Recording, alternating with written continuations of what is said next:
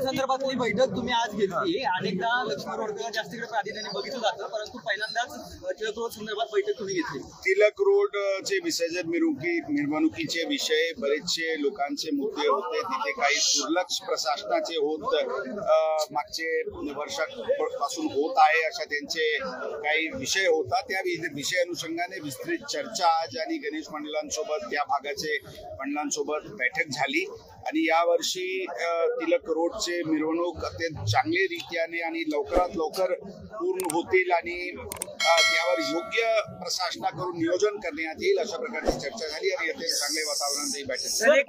दारू विक्री करणाऱ्यांना तुम्ही सज्जड दम दिलाय की 7 पिढ्या दारू विकता येणार नाही। बरोबर आहे। विसर्जन मिरवणुकीचे दिवशी ज्यावेळी ड्राय डे असते त्यावेळी जर कोणी अशा हिम्मत करत असतील तर अशा प्रकारची कारवाई होईल की त्यांना लक्षात राहील ही सूचना आम्ही आमच्या अधिकाऱ्यांना दिली।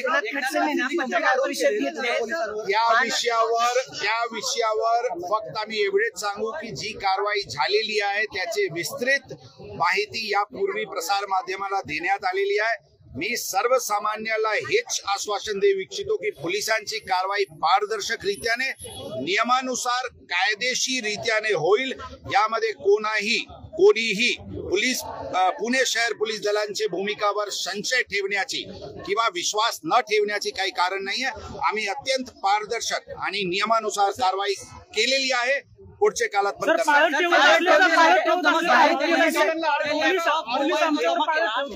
पोलिसांच्याकडून मोठ्या प्रमाणामध्ये त्यातले फोटो जे आहेत ते व्हायरल कोणताही प्रकारची फोटो किंवा माहिती पोलीस दलांकडून लीक झालेली नाही हे आपल्याला सर्वांना लक्षात ठेवावं लागेल। ही युग टेक्नॉलॉजीची आहे, पारदर्शकताची हे आहे। लोक पोलीस कारवाई दरम्यान फोटोग्राफ किंवा व्हिडिओग्राफ करत असतील तर त्यावर आम्ही बंधन घालू शकत नाही।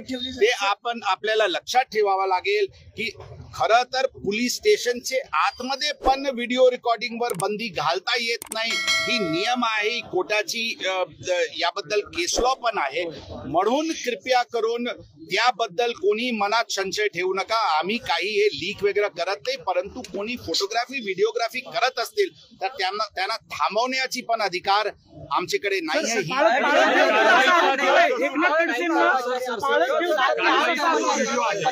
जो कारवाईचा व्हिडिओ आहे तो तुम्ही व्हिज्युअल्स बाहेर दिले असं एकनाथ खडसे म्हणाले। आणि दुसरं मी याबद्दल एकच गोष्टी वारंवार उत्तर देणे गरजेचे नाहीये। मी क्लिअर सांगितले, रिपीट एकदा परत करतो, कोणताही व्हिडिओ किंवा हे इमेजेस पोलिसांकडून लीक करण्यात आलेली नाही आणि झालेली नाही। काही अगर कोणीही तिथे उपस्थित असताना किंवा लोक उभे असताना काही फोटोग्राफ किंवा व्हिडिओग्राफ केले असतील त्याबद्दल कर्मचारी